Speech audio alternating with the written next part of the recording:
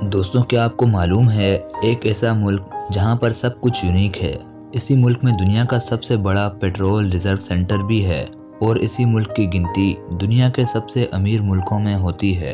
दोस्तों, आज मैं आपको जिस कंट्री के बारे में जानकारी देने जा रहा हूँ उस मुल्क में 1 लीटर पानी की बोतल तो महंगी है, लेकिन 1 लीटर पेट्रोल सस्ता। उस मुल्क में ना तो लोगों को बिजली का बिल अदा करना पड़ता है और ना ही इलाज के लिए मेडिकल में पैसा खर्च होता है। जी तो दोस्तों, मैं बात करने जा रहा हूँ मगरबी एशिया में वाक़े एक खुद मुख्तियार और जजीरा नुमा इस्लामी मुल्क कतर की, जो न सिर्फ एशिया का बल्कि दुनिया के सबसे अमीर मुल्कों में से एक है। सबसे पहले मैं आपको बताता चलूँ, कतर की कुल आबादी सिर्फ 29 लाख अफराद पर मुश्तमिल है, जिसमें से 40% अरब हैं, 18% पाकिस्तानी हैं, 20% इंडियंस और बाकी दीगर ममालिक के लोग भी आबाद हैं। अगर लैंड एरिया की बात की जाए तो कतर सिर्फ 11,571 स्क्वायर किलोमीटर पर फैला हुआ है। इसके छोटे होने का अंदाज़ा आप ऐसे लगा लें कि हमारे मुल्क पाकिस्तान का शहर एबटाबाद 18,000 स्क्वायर किलोमीटर पर फैला हुआ है।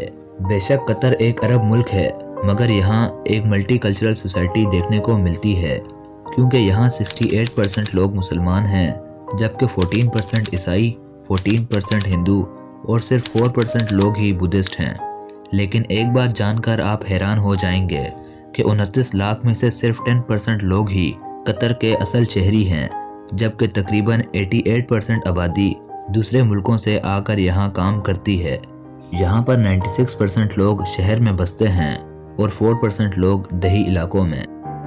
दोस्तों, कतर की इतनी तेज़ी से तरक्की के पीछे कतर की रॉयल फैमिली अल्थानी का बहुत बड़ा हाथ है। पेट्रोल निकलने के बाद इन्होंने अपना मुल्क लूट कर बाहर जायदादें नहीं बनाई, बल्कि इन्होंने दिन रात की मेहनत और अच्छी पॉलिसीज से कतर को आज इस मुकाम तक पहुंचाया है। ये ख़ानदान 1850 से कतर पर हुकूमत कर रहा है और तमीम बिन हामद अल्थानी कतर के मौजूदा क्राउन प्रिंस हैं। कतर के पास पैसों की कोई कमी नहीं है। यहाँ की गवर्नमेंट ही इतनी रिच है कि आप इस बात से अंदाज़ा लगा सकते हैं कि कतर की कुल आबादी तकरीबन 29 लाख के आसपास है। लेकिन क्या आपने इससे पहले कभी ये सोचा था कि इतना छोटा सा मुल्क दुनिया का सबसे बड़ा फुटबॉल इवेंट यानी फीफा वर्ल्ड कप को होस्ट कर पाएगा? क्योंकि इस इवेंट को देखने के लिए करोड़ों फैंस दुनिया भर से आते हैं। उनके लिए होटल्स का इंतजाम करना और खाने पीने का बंदोबस्त करना, ये सब करने से बड़े बड़े मुल्क भी कतराते हैं। लेकिन कतर ने अभी हाल ही में फीफा वर्ल्ड कप 2022 को बड़ी कामयाबी से होस्ट करके दिखाया। दोस्तों, कतर का एक एयरपोर्ट जिसका नाम हामद इंटरनेशनल एयरपोर्ट है, ये दुनिया के सबसे बेहतरीन एयरपोर्ट्स में गिना जाता है और ये एयरपोर्ट कतर के कैपिटल दोहा में मौजूद है। आप कतर में जैसे ही जाएंगे तो आपको एहसास हो जाएगा कि आप किसी बहुत ही रिच कंट्री में आ गए हैं। दोस्तों, एयरपोर्ट के बाद अब बात करते हैं कतर की कौमी एयरलाइन कतर एयरवेज की, जो पिछले 5 सालों से लगातार दुनिया की नंबर 1 एयरलाइन होने का अवार्ड लेती चली आ रही है। कतर एयरवेज का हेड ऑफिस भी कतर के कैपिटल दोहा में मौजूद है और एक सर्वे के मुताबिक सिंगापुर एयरलाइंस को भी कतर एयरलाइंस ने कस्टमर सेटिस्फेक्शन में पीछे छोड़ रखा है। आज के दौर में कतर एयरवेज में ट्रेवल करना शान माना जाता है। आज से 29 साल पहले शुरू होने वाली इस एयरलाइन में इस वक्त 235 मुख्तलिफ बड़े और छोटे जहाज शामिल हैं। कतर एयरवेज को ये एहसास भी जाता है कि ये पूरी दुनिया में 51,000 से ज़्यादा मुलाजमीन को रोज़गार फराहम कर रहा है। दोस्तों, मैं आपको बताना चाहूँगा कि कतर को दुनिया की सबसे सेफेस्ट कंट्री माना जाता है। जी हाँ, कहा जाता है कि इस मुल्क में क्राइम का नामो निशान है ही नहीं। यहाँ पर जो भी टूरिस्ट आते हैं वो पूरी तरह सेफ महसूस करते हैं और ये भी एक वजह है कि कतर में टूरिज्म इतना ज़्यादा आगे बढ़ गया है। इसके अलावा दोस्तों, मैं आपको बताता चलूँ कि दुनिया की सबसे बेहतरीन कैमल रेस भी आपको कतर में ही देखने को मिलेगी। यहाँ पर अल-शहानिया कैमल रेसिंग ट्रैक पर अक्टूबर से फरवरी के महीने तक खूब कैमल रेसेस होती है और इस रेस को देखने के लिए हज़ारों की तादाद में लोग आते हैं। दोस्तों, कतर एरिया के हिसाब से तो बहुत छोटा मुल्क है, लेकिन दुनिया का तीसरा सबसे बड़ा नेचुरल ऑयल रिजर्व इसी मुल्क में मौजूद है। दोस्तों, अगर आप भी ये समझते हैं कि अरब ममालिक में दुबई के शेख बहुत अमीर हैं, तो आपको ये जानकर हैरत होगी कि कतर के शहरी दुबई के शहरियों से 3 गुना ज़्यादा अमीर हैं। कतर एक ऐसा मुल्क है जहां हर 2 में से 1 कतरी अरबपति है قطر ایک پڑھا لکھا ملک ہے اور آپ کو یہ جان کر حیرانی ہوگی کہ قطر میں لٹریسی ریٹ 94% ہے۔ اور دوستوں، سب سے اچھی بات تو یہ ہے کہ قطر میں نہ تو آپ کو ایجوکیشن میں پیسے خرچ کرنے ہوتے ہیں اور نہ ہی میڈیکل پر۔ آپ سوچئے، دونوں ہی چیزیں بالکل مفت ہیں اس کنٹری میں، اور ہمارے ملک میں یہی دونوں چیزیں ہیں جن پر بہت پیسہ لگ جاتا ہے۔ ایک اور اچھی بات میں آپ کو قطر کے بارے میں بتا دوں، یہاں انکم ٹیکس نہیں لیا جاتا اور دوسرے ٹیکسز کی ادائیگی بھی بہت کم ہے۔